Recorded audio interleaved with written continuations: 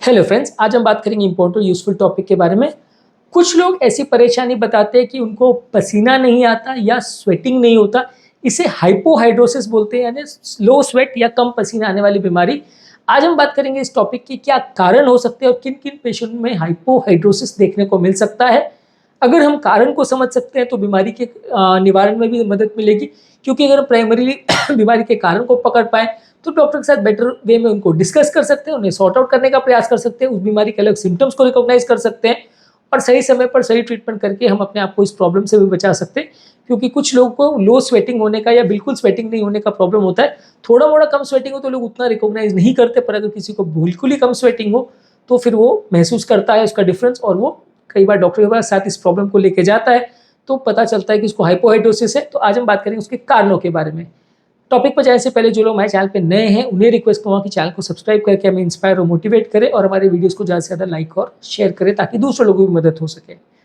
सबसे कॉमन कारण है कि कुछ लोगों में जेनेटिक प्रीडिस्पोजिशन होता है, कि उनकी फैमिली हिस्ट्री ऐसी होती है कि पेरेंट्स को भी वैसा प्रॉब्लम होता है और बच्चों को भी वैसा प्रॉब्लम होता है। आप पेशेंट से पूछोगे कि आपके पेरेंट्स या फैमिली में भी किसी को पसीना कम आता था, तो काफ़ी लोग इस तरह की हिस्ट्री देते हैं कि हाँ मेरे फादर को भी ऐसा था, उनको भी नहीं आता था, या मेरे ग्रैंडफादर को या मदर को भी था। तो इस तरह के लोग हिस्ट्री आपको कई बार देते हैं। इसके अलावा नर्व डैमेज, जिसे ऑटोनॉमिक न्यूरोपैथी बोलते हैं, जिसमें बॉडी का स्वेटिंग कॉम्प्रोमाइज हो सकता है। ये नर्व डैमेज कुछ डायबिटीज़ जैसी बीमारियाँ, गिया-बारे सिंड्रोम जिसे ब्रेन या नर्व से रिलेटेड एक इंपॉर्टेंट पेरिफेरल न्यूरोपैथी वाली डिजीज़ है, कुछ मेडिकेशंस के साइड इफेक्ट से भी ऐसा हो सकता है, तो उसे समझने की ज़रूरत है। कुछ स्किन की बीमारियाँ जैसे इक्थायोसिस हो, जिसमें स्वेट ग्लैंड्स खराब हो जाते हैं, जिसमें आपकी स्किन बिल्कुल ड्राई और स्केडी और हार्ड सी हो जाती है। इसमें क्या है, बॉडी का स्वेट ग्लैंड कॉम्प्रोमाइज हो जाता है तो स्वेट बनना बंद हो जाता है, तो इसमें भी हो सकता है।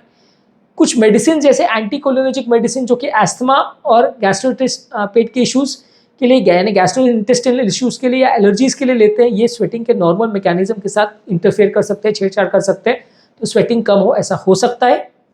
उम्र के साथ भी कुछ लोग को हो सकता है, जिससे कि स्वेट ग्लैंड फंक्शन नॉर्मल जो होता है वो कॉम्प्रोमाइज़ हो जाता है, तो इससे भी लोगों को सिम्टम्स हो सकते हैं और उनसे पसीना आना कम हो सकता है।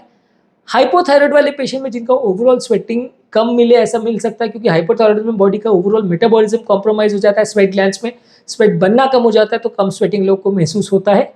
डिहाइड्रेशन के पेशेंट में भी ऐसा हो सकता है, बॉडी अगर डिहाइड्रेटेड हो तो पानी ही नहीं है बॉडी के अंदर, तो स्वेट कहाँ से बनेगा, स्वेट बनने के लिए भी पानी चाहिए, और जब बॉडी डिहाइड्रेशन मोड में चली जाती है तो ब्लड प्रेशर को मेंटेन करने के लिए बॉडी सारे स्वेट को कंजर्व कर लेती है, तो स्वेटिंग नहीं होती है। हीट एग्जॉशन या हीट स्ट्रोक में भी ऐसा हो सकता है, बहुत ज़्यादा अगर गर्मी का आपको एक्सपोजर हो रहा है, आप सन में जा रहे हो और उसकी वजह से बहुत ज़्यादा बॉडी में लू का आपको एक्सपोजर हो रहा है या गर्मी का एक्सपोजर हो रहा है, तो सडनली बॉडी का हीट कंट्रोल सिस्टम फेल हो जाता है, बॉडी का स्वेटिंग सिस्टम फेल हो जाता है, इसकी वजह से लोग को स्वेट आना बंद हो जाता है।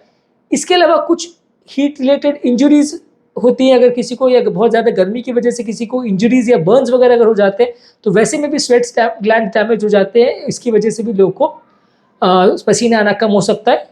कुछ मेडिकल बीमारियां हैं, जैसे थायराइड ग्लैंड के कमी होने की वजह से हो सकता है।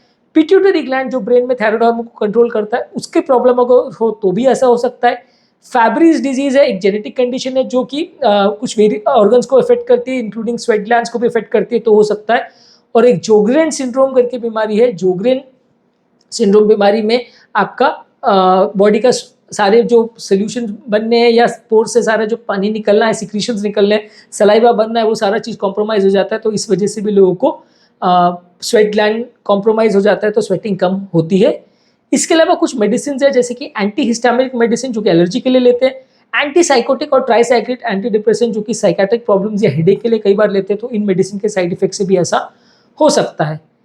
कुछ ऑटोइम्यून डिजीज जैसे कि मल्टीपल स्क्लेरोसिस है और कुछ ऑटोनोमिक न्यूरोपैथीज है, उसमें भी स्वेट ग्लैंड का फंक्शन कॉम्प्रोमाइज हो सकता है और स्वेटिंग बहुत ज़्यादा कम हो ऐसा हो सकता है।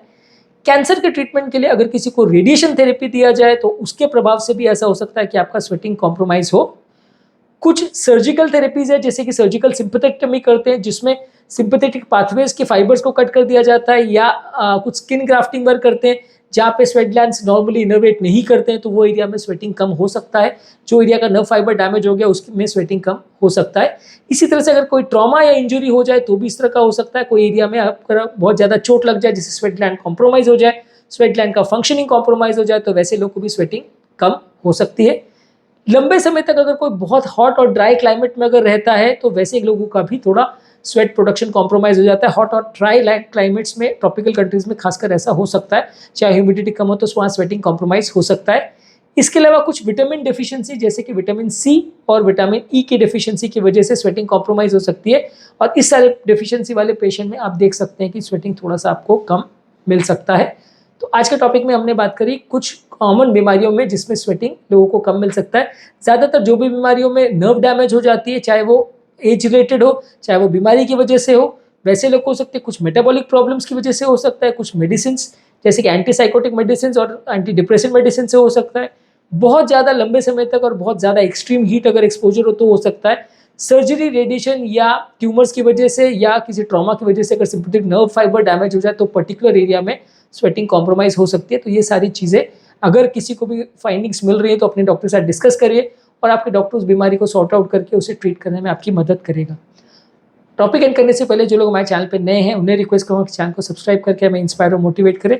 जो लोग हमारे चैनल पे बहुत डिटेल वीडियोस नहीं देखना चाहते उनके लिए रेगुलर बेस पे हम यूट्यूब शॉर्ट्स अपलोड कर रहे हैं। स्वेटिंग कम ज़्यादा और सैलिवेशन कम ज़्यादा के कारण क्या होते हैं इसके बारे में हमने ऑलरेडी डिटेल वीडियोस किया है। इनका लिंक मैं डिस्क्रिप्शन बॉक्स में छोड़ दे रहा हूँ, और वीडियोस के इंपॉर्टेंट लिंक को मैं आई बटन में भी लिंक कर दे रहा हूँ, तो आप उन्हें डेफिनेटली चेकआउट करिए, आपको उनसे काफ़ी कुछ सीखने को मिलेगा।